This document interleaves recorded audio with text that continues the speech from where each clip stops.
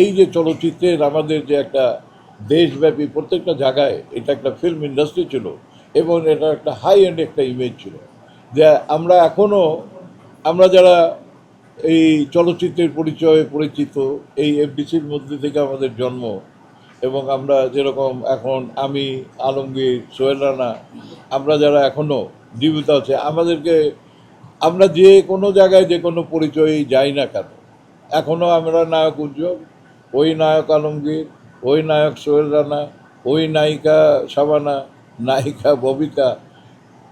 আসলে তো আমরা এখন কোনো চলচ্চিত্রের কাজ করছি না, তারপরেও এই যে পরিচিতি, এই যে ইমেজ, এই যে অর্জন, সেই অর্জনটা আপনাদের যেমন কষ্ট দিচ্ছে এফডিসি, যে আপনারা এফডিসিকে ব্যবহার করে আপনারা নিজেদেরকে তৈরি করতে পারছেন না আপনাদের প্রতিভা থাকা সত্ত্বেও।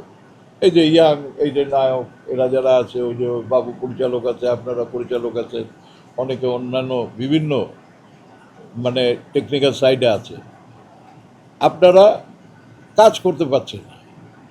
আমরা এক সময় কাজ করে কুলাইতে পারতাম না, আমরা সকাল থেকে নিয়ে রাত্রি পর্যন্ত কাজ করতাম, এবং সেই কারণে এফডিসি এই পরিচালক সমিতিকে তৈরি করেছিল হলো স্টাডি রুম। দেখবেন যে এখানে লেখা আছে স্টাডি রুম, শিল্পীদের জন্য, যারা রাজ্জাক ভাই, কবরী, আনোয়ার হোসেন, রোজি, গোলাম মুস্তফা, যারা রাত দিন এফডিসির মধ্যে সেই সকালে আসে, রাতে 12টা 1টা পর্যন্ত কাজ করে, এই লোকগুলো যখন একটুখানি টাইম থাকছে তো ওখানে মেকআপ রুমে তো রেস্ট নেওয়া চাইতে, আচ্ছা ঠিক আছে শিল্পী সমিতিতে বসলো, বসে গল্প করলো, রিল্যাক্সড হলো, আরও 2টা শিল্পীর সঙ্গে ইন্টারাক্ট করলো, সামাজিক বন্ধন, পেশাগত বন্ধন, এই সমস্ত কাজের জন্য আমিও এর মধ্যে একজন অন্যতম শিল্পী সমিতির তৈরি করার পেছনের একজন কারিগর। নায়াসিনামাইড ও স্যালিসাইলিক সমৃদ্ধ লিলি ফেস ওয়াশ যা ফেসের ডেড স্কিন সেল দূর করে দেয় দ্বিগুণ ফাস্টার ব্রাইটেনিং। প্রযোজকদের জন্য, যেহেতু এফডিসির সঙ্গে প্রযোজকের একটা ব্যবসায়িক সম্পর্ক, তো ওখানে গিয়ে একসঙ্গে তখন যে ছবি হতো, 100টা ছবি পাইপলাইনে থাকতো, বছরে 50 থেকে 60টা ছবি রিলিজ হতো, প্রত্যেক সপ্তাহে 2টো করে ছবি রিলিজ হতো, সারা রাত অ্যাকাউন্ট সেকশন খোলা থাকতো, এক্সিবিটাররা টাকা নিয়ে আসতো, সেই টাকা এখানে এখনকার মতো ওরকম অনলাইনও ছিল না, মেশিনও ছিল না, সব খুচরা টাকা ব্যাগে করে নিয়ে আসে, এখানে ক্যাশিয়ার সারা রাত ধরে টাকা গুনতো, টাকা গোনা শেষ হলে এরপরে গেট পাস হতো, এরপরে ছবি এখান থেকে যেত, হল মালিকরা বসে থাকতো, হলে সিনেমা যেত। অনেক সময় প্রিন্ট কমপ্লিট হতো না, ডাবলিং করা হতো, এক হলের ছবি একটা রিল চলছে, আর একটা হলে সেটাকে ক্যারি করে সাইকেলে করে নিয়ে যেত। এই সমস্ত নানান ধরনের ইতিহাস, যেটা আমরা কখনোই আলোচনার মধ্যে আসে না। এগুলোর জন্য আমি মনে করি এই যে অতীতটা, আমি কিছুদিন আগে রাষ্ট্রীয় সফরে ছিলাম চীনে, এবং এই 50 বছরে এই চীনের যে পরিবর্তন, তাদের যে ইতিহাস এত সুন্দর করে সংরক্ষণ করেছে তারা, যে আপনি একেবারে সেই শুরুর থেকে কী করে কমিউনিস্ট পার্টি হলো, তাদের নেতা কে ছিল, কীভাবে আমরা পঞ্চম বার্ষিকী একটা 5 ইয়ার্স প্ল্যান করলাম, 10 ইয়ার্স প্ল্যান করলাম, 15 ইয়ার্স প্ল্যান করলাম, অ্যান্ড আলটিমেটলি এখন আমাদের অবস্থান কোথায়। এখন তারা পৃথিবীর অন্যতম একটা, সবচাইতে আধুনিকতম একটা চায়নায় রূপান্তরিত হয়ে গেছে। আমার মনে হয় যে 15-20 বছর পরে China will rule the entire world. তো ঠিক একইভাবে আমাদের এখানেও পুরনো যে বিষয়গুলি আছে, আজকে ওই যে রফিক যেগুলো বলল, যে চলচ্চিত্র পরিষদ যারা যারা তৈরি করার পিছনে ছিলেন, আমরা তাদের নিয়ে কোনো সময় একটা সেমিনার করি না। আজকে একটা চাষী নজরুলকে নিয়ে কথা বলি না, একটা আমজাদ হোসেনকে নিয়ে কথা বলি না, একটা গাজী মাজহারুল আনোয়ারকে নিয়ে কথা বলি না, একটা রাজীবকে নিয়ে কথা বলি না।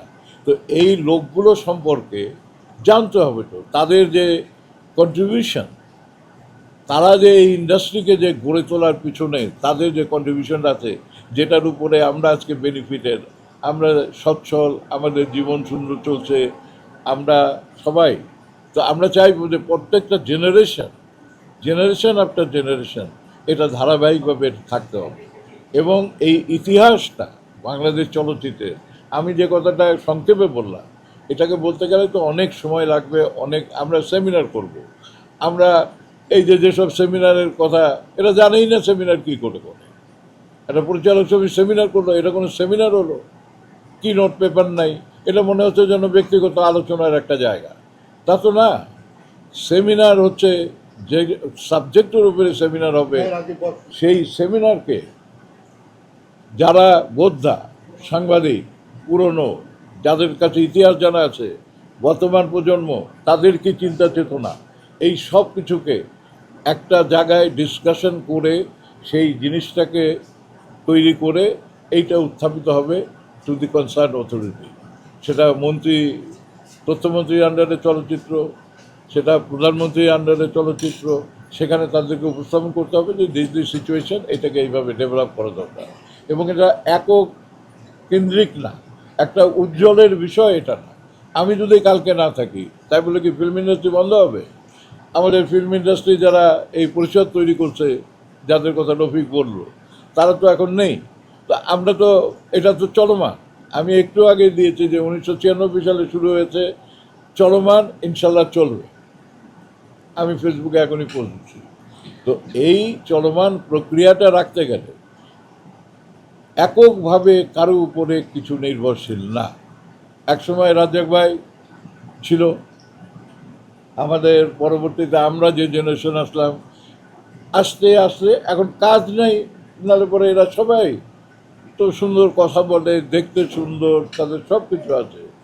এখন এটা ইন্ডাস্ট্রি নাই, এটা ওদের জন্য যেমন খারাপ লাগা, আমরা যারা এই ইন্ডাস্ট্রিকে ব্যবহার করে বড় হয়েছি, আমাদেরও খারাপ লাগে।